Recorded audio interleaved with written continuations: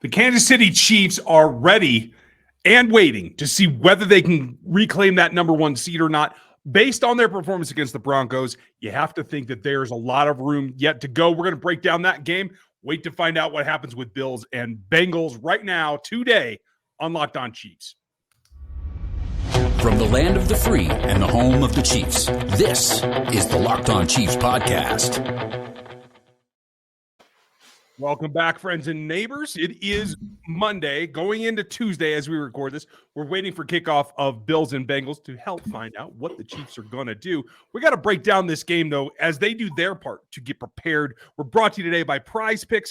You want to check them out because all of our Locked On Chiefs fans get daily fantasy sports made easy.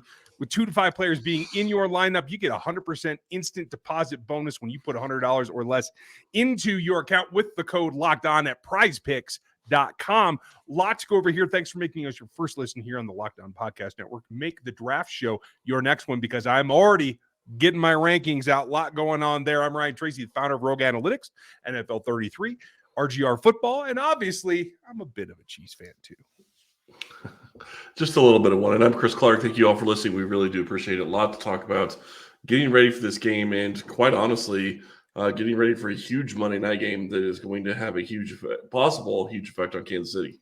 Yeah, enormous. And there's we can't really dumb that down. And I know everybody's keyed up. We are going to release this at our normal time on audio, so you may actually get a chance to listen to this before it goes. But this is what it comes down to. This is a great evening for the team. And I think Patrick talked about it in his post-game presser after the Broncos game.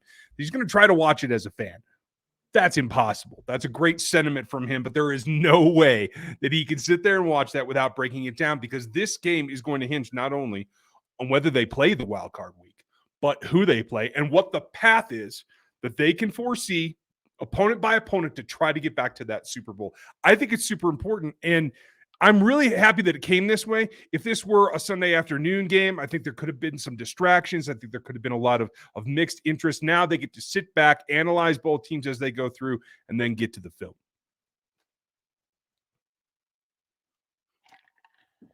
And Chris is going to be back in just a second when he unmutes, and he'll let us know what he thinks because he's got to think something. I do think something. My problem is I have a cough, so I apologize. I mute myself, trying to avoid coughing into the mic when you were talking, so I apologize on that. Big thing that I have to say is there's so much that's going into tonight's game on Monday Night Football, but we did find out Kansas City's playing on Saturday next week. That's kind of surprising. Yeah. I guess is the best way to put it. Yeah. I took it that way too. I really don't know what else to say because in this scenario, you're basically giving the Bills the opportunity to know what Kansas City does before they even play. And I don't think that's really fair, but it is what it is. It is what it is. And I agree with you. I think that's a little bit strange. I would have thought Chiefs would have gotten the Sunday gig, but hey, it can't control it. That's what it's going to be. I'm a little surprised as to the way some of the things went down in that game. And hopefully what it will do is give them, should they have to play in the wildcard week, an extra day of rest. It's not a week. It's not maybe an extra day of rest. True. They can play Saturday playoff game. Right. Usually if they stack you on Saturday, they try to put you on Sunday the next week. Let's hope that that's the way that it works. We've seen crazier things, that's for sure. I think they could use it, though, because that's what this whole thing is about. This whole push is so that you get that extra rest. The Chiefs could use it as much as they are continuing to churn through. They need to give some guys a break. Travis Kelce comes to mind immediately. Joe Thuney, obviously, with the injury. And I have not seen an update on Joe Thuney today. I'm hoping for more details, but they don't seem to have released the MRI results yet. Yeah, I haven't seen anything on Thuney. It did say that Snead is day-to-day with a hip pointer, so little bit of an update there. I haven't seen anything on Sky Moore either, but going to see if we get some more information on those.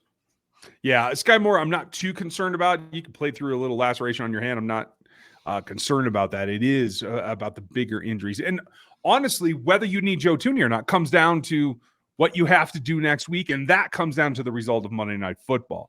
We'll talk more about that later in the show, but getting back to this particular ball game, standouts for you after reviewing the film, checking the stats, what really rings true to you after this ball game against the Broncos? I want to throw one last stat out just for next week. The team that has played the 49ers every single week this season has lost the week after they played the 49ers. Just a heads up for the Raiders game. Kansas City had a bye after the 49ers game, so that's the one time it didn't happen. When you start looking at what rings true in this game, Chris Jones is the reason Kansas City won. He is by far the biggest reason they won. His ability to shut down the Broncos when he did it and how he did it, and really Spagnuolo giving him the ability to ad-lib, because that's basically what he did on that play. He lined up in a different position than he was supposed to, and he won him the game. True. That's the way that it comes down. And kudos to Spags for just allowing that to happen. When it comes to letting Chris be Chris, you kind of have to do that, because you're hurting yourself if you don't. That's really just what it comes down to. And Chris had a great game. He's not the most elite pass rusher grade this week from PFF. That is Trent McDuffie. But, what one pass rush, one sack, that has a tendency to get you a nice grade. One strip, yeah. Right? And Chris Jones as well. Only got one pressure, but it was that sack, at least in true pass set numbers. When you look at overall. They only gave him one pressure? Yeah. He had Wilson twice. They called it true pass set, and that's a different kind of scenario for them. We can argue about the debacles. I agree with you. That's a little misleading. A hurry and that sack, obviously. Interesting, though, that Frank Clark was the guy who got the most pressure.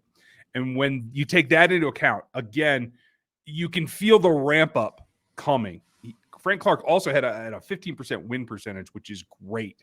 The best of the interior defensive lineman in win percentage yesterday. Now, again, the DBs, they got lucky because, they don't rush as much. So if you get one, it has tendency to come back on you. But with Frank starting to rise, almost similar to what we saw in 2019, you have to feel good about where this is going. Also knowing that George Karlaftis, he only got one pressure yesterday. It was that sack. So he's continuing to move through and improve. And I think, 5.5 sacks in 6 weeks? Is that where we're at now? It's 5.5 sacks in 6 weeks or 5.5 sacks in 5. I'm not sure which, but yeah, he's right there, almost averaging a sack a game, which is great. I mean, he wasn't getting that type of win early on, but he is coming on strong in the second half of the season, and you do not see him hitting a rookie wall, which is good as well. Yeah, that's absolutely good. Another thing that is good is our friends over at PrizePicks. Let me tell you about them, because it's new and it's different, and you want to check them out. If you had Patrick going for the 295.5 or more, then you made some money this last weekend with his game against the Broncos, because that's what it comes down to. Is PrizePicks is going to set a line. All you have to choose is whether you think the player produces more or less from that line. Very, very simple. You string 2 to 5 of those players together in an entry, and you can win 10 times your entry amount. When it comes due, it's fast, it's easy, it's simple, and it's safe. Those are the things that you want. You can play a ton of different sports, but obviously we all know you're here for football.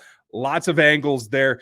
The withdrawals are fast and safe as well, and you can do it in 30 states plus Canada. All you have to do is go get the app. You can go to the website as well, but the app is available in all the stores, and PrizePicks.com is always open. And with our code Locked On, you get a deposit bonus up to 100%, up to $100. So if you put in $10, you get $10. You put in $100, you get $100 to use in daily fantasy sports through PrizePicks. Now, if you put in $500, you still only get $100. So there is a limit. Make sure that you're aware of that. But that code is Locked On, and it gets you that 100% deposit bonus at PrizePicks.com. The other thing that we want to make sure that we're checking lines, we're seeing who comes and who goes, is who's actually putting out the effort. Just looking at snap counts for me, a couple of things stood out. It was 20 snaps for Kadarius Toney. I thought that was interesting. Like to see that coming up. I hope that results in more targets myself. That's the bigger thing for me is routes run are great, but when you have that percentage that starts to fluctuate, I think it was Travis was in for 42 pass snaps, about average when you look at his overall, because I believe he played 52 as a whole, whereas the offensive line, they played generally as a unit, and 61 snaps was the offensive play count. Only 2 pressures allowed from Orlando Brown and Wiley. Trey Smith had a pair as well, but the Pro Bowlers in Tooney and Creed 0 pressures on the day. I think that's what you have to build on. That's why it's so key to have Joe Thuney back. What about Allegretti? Sorry. I am looking for Allegretti. Played 20 snaps. 13 of those were in pass block.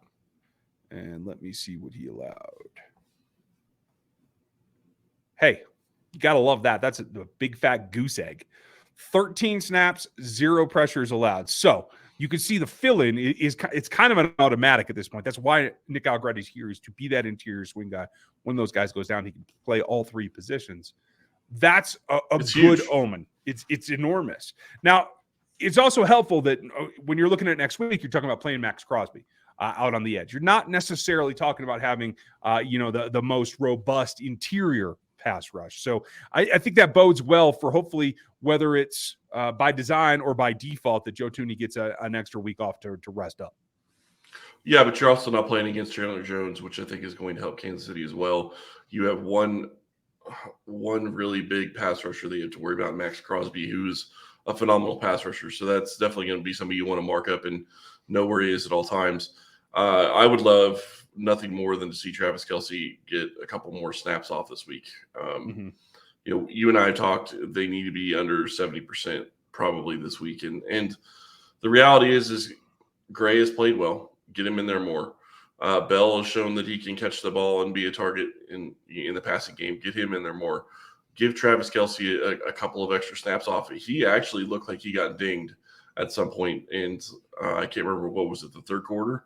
And it looked like an injury that I was not going to be very happy about, because it looked like it was possibly a knee injury. A little bit scary there. So you need to make sure that you keep him healthy, and maybe you get his snaps down to 50% this week. They should be able to beat the Raiders without him. Yeah, you would hope so. Now, I want to go back to the pass distribution. Obviously, Travis Kelce is Travis Kelce.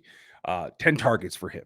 But it was Marquez Valdes-Scantling that came in second there with 7. Right behind him was Jerick McKinnon, who's been on an absolute tear. But in feeding MVS so much, yet you're only got, of those 7 targets, 2 completions. Are you at the point where you're worried about how many snaps he's playing over other players? He did play 40 pass route snaps. I'd like to see that balance come up with it. I mean, he outsnapped Juju, and I find that concerning. Yeah, it's a little concerning to me, because MVS and Patrick do not seem to have chemistry at all, and that is the concern. It's not necessarily that he's playing a lot. It's more that him and Patrick are not on the same page, and you see that by Mahomes overthrowing him a couple of different times. And it wasn't just once, it was multiple times. And maybe that's partially mechanics. Maybe it's just a matter of they're not being on the same page. Whatever it is, in week 17, you cannot have those continually happening. It was one thing in the middle of the season when you're still trying to work on chemistry and getting on the same page. But to have that happen in week 17, he had 2 of them that should have probably been easy walk-in touchdowns if Mahomes could hit him. And he missed them both. That's a big problem. Yeah, I mean, Mahomes took, I won't say blame, but he took accountability for that, and Yep. kudos to him. I will give him credit to MVS as well. A couple of those were contested catches. He didn't come down with either of them. We've known that. We talked about that when he was acquired. That despite his size, he's not a contested catch guy. Yeah, but the semi fade in the end zone was a bad throw. Yeah, that's completely on Patrick. You can't. I mean, you can. He put it where anybody could get to it. MVS is 6'4". Use his height. Let him go up and try to get the ball. If he isn't able to get his feet down, he isn't able to get his feet down. But he had no chance at that pass because the DB was right there, and it was right at their shoulder pads. Yeah, it makes things incredibly hard to do that. Now, I think we need to talk about who's playing snaps, who's producing well on the defensive side as well, because like we're going to see in this Monday Night Football game, the defense is going to be stressed either way, no matter who they play, whether it's Bengals, Bills, et cetera, et cetera. How are they getting it done? We'll do that coming up next. But I'm going to tell you about our friends over at BetOnline. BetOnline.net is your number one source for sports betting info, stats, news, and analysis. Get the latest odds and trends for every professional and amateur league out there, from pro football to college football season to basketball and World Cup. We've got it all on betonline.net. If you love sports podcasts, you can find those on BetOnline as well. We're always the fastest and easiest way to get your betting info. Head to the website today or use your mobile device to learn more. BetOnline, where the game starts. On the defensive side of the ball, I think one thing that we've been paying attention to all season is all this youth who's actually coming up and playing well. Obviously, Legarius got banged up, so was only targeted 3 times. Trent McDuffie was targeted 4. Trent actually gave up less yardage in his 3 completions than Legarius was able to. So I feel like, again, not to harp on all things Trent McDuffie, but by having Trent McDuffie on the rise, that's helping everything else out. Obviously, we saw the struggles with Joshua Williams. He was only targeted once, but there is a lot to his game that you have to try to bolster up. He was actually outsnapped nearly 3-1 by Jalen Watson. Are you surprised by that? I'm very surprised by that. I'm very, very surprised that they continue to mix and match those players. It looked like Williams had been the guy that they were going to go with the past several weeks, and then all of a sudden it's Watson that comes out there, and it is what it is. I mean, they're going to choose who they think gives them the best option. I would have figured that you put Williams out there because I think that he is a guy that could probably match up a little bit better with Courtland Sutton and the size of Courtland Sutton. So that's a little surprising to me, but at the same time, they felt better about Watson and the matchup they had there, so they went that direction. And it's going to be something to watch over the next couple of weeks. Are they going to settle on somebody, or are they just going to try to throw out there who they think is best for the matchup for that week? Yeah. On the plus side, it does look like the targets are coming down a little bit. Willie Gay was only targeted 3 times. He did disallow 1. It ended up for 24 yards on the day. But the big thing for me, as I take a look at the stats, and it felt good, fairly good at the time. We know Juan missed a play deep. He did allow 3 out of 3 in terms of completions. It was just for 26 yards, but that was a big problem. But the other 2 safeties, I thought, really stepped up. And when you look at what Justin Reed and Brian Cook were able to do, both of them allowed 1 catch on 3 targets each. Cook only allowed 1 yard. He was targeted, I think, at like 2.5 yards in terms of depth, whereas Reed was at like 3.5. So a lot of stuff where they can come up and get those plays. But the safety play has been kind of a weak link over the last couple of years in terms of giving up those intermediate routes. And this is an encouraging sign to me that at least of the 3 safeties, we know they're going to play a ton of dime, and you have to stop those routes, whether it's Boyd in Cincinnati, whether it's anybody not named Mike Williams in Los Angeles, or whether it's Diggs, et cetera, in Buffalo. I think the safety evolution is what I'm really looking forward to seeing this continue. This was an encouraging sign, especially when we broke down the stats for me. Yeah, the safety play has to continue getting better, and they need to try to figure out how they're going to get Bolton out of doing the coverage that he's doing, because he is the one that is allowing the most catches and decent yardage. I'm not going to say it's great yardage, but it's decent yardage. What was it? Six catches for 70-plus yards, I think. Yeah, and unfortunately, it is the yak that got him. Of those 77 yards, 45 were yak. Yeah. And part of it is he cannot drop. He doesn't have the speed to drop as deep as you would want him to in the middle of the field. That's a coverage issue that you need to get figured out going into the playoffs. You cannot continue to have him do those types of drops and not have somebody helping him over the top.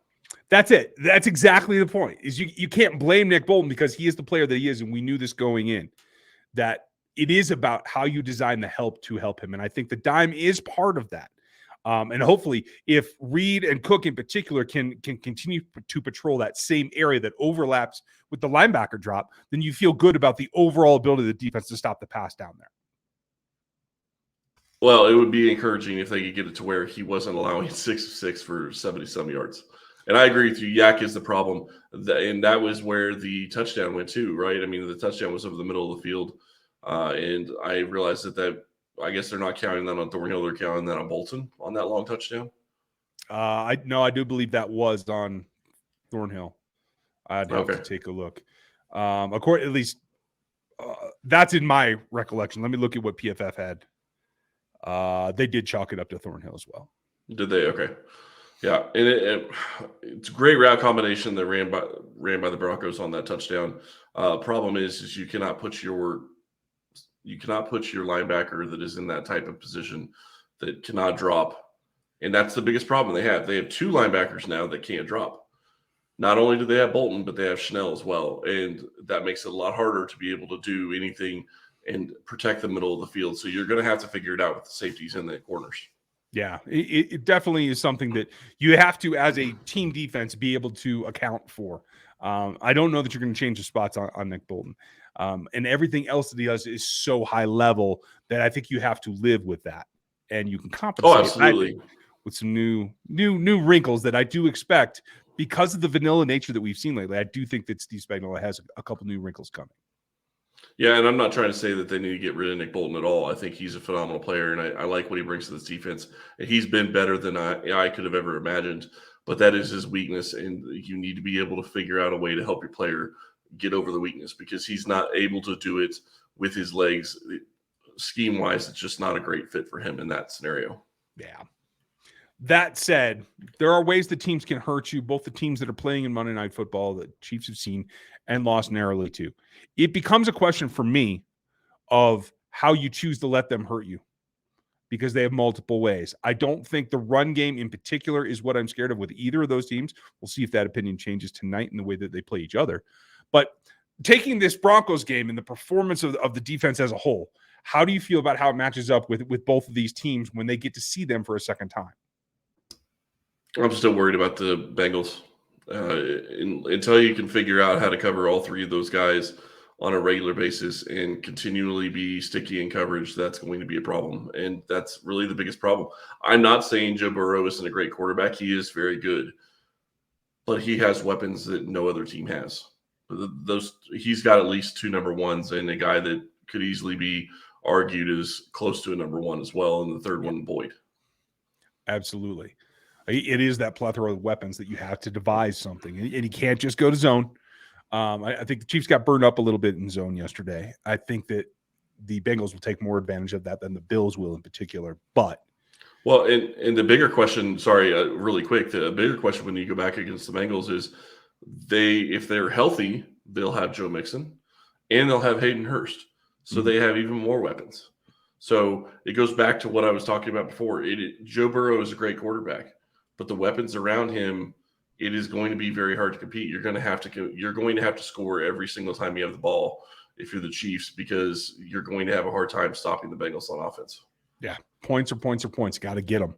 So just as we wrap up today, what's your feeling about what this contest brings us tonight in terms of Bengals or Bills victory? You know, the way I look at it is Kansas City has been hosting all these AFC Championship games. I would love to see that trend continue. When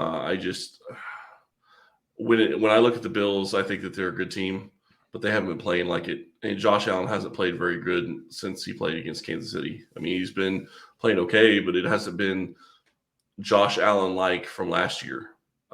He's been turning the ball over a lot. He has been, turning it over in the red zone a lot, and that's a problem. Patrick has been doing that too. So, you got to figure out how to overcome those things.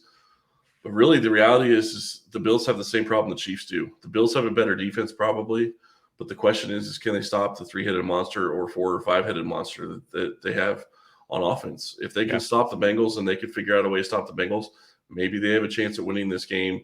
But it is going to be in Cincinnati that I think helps the Bengals a little bit. But the Bengals have been playing very well, and they're on quite a good winning streak. And they have a defensive coordinator that knows how to get into QB's heads and how to make them not understand what they're seeing. Agreed. I think the Bengals win this, and that puts the Chiefs back into first place. Then they just have to deal with the Raiders, and we will go from there. Let's hope that prediction comes true, folks. Let us know what you think. Or if you're watching, give us your comments on YouTube and your reviews over in Apple and Spotify. Get ready for this ball game. We're pretty excited about it. We'll be back with you tomorrow. Matt Derrick is coming back. Then we look ahead to the Raiders, and we'll give you our pre-show. You don't want to miss that, so you know what's coming in terms of counts, stats, etc., how they will break that down. Check out RGR for all the film review that you have. And if you are starting to get itchy about the draft, you can check out NFL 33. We have more content over there. Thanks for all of your time. Don't forget that this game is what's going to decide where the rankings sit. I have my fingers crossed, Chris. Any last thoughts? No, I'm a lifelong Bengals fan right now. I'm gonna pull a la Seth Kaiser. We're all lifelong Bengals fans tonight. Well, lifelong for one night. I like that. Okay. Yeah, there you go. I dated a girl like that once. Okay. We are out of here. Have a good night. We'll be back tomorrow with reaction and more about this game and where it leaves us in the seating for the Kansas City Chiefs. Take care. We'll talk to you tomorrow.